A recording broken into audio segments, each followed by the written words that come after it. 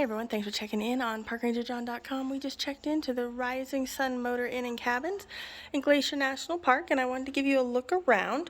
We have a 1-queen motel room, and it is so cute.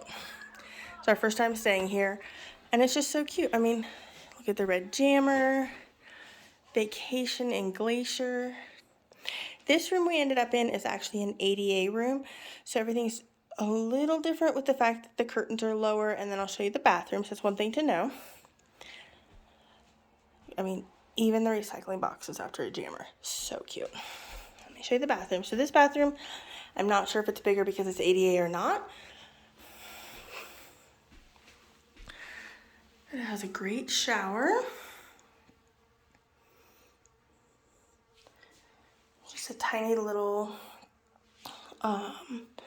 plastic barrier there. And again, this is the Rising Sun Motor Inn on the east side of Glacier National Park off of the Going to the Sun Road. Make sure to check out parkrangerjohn.com for even more information about all the lodging here in Glacier National Park.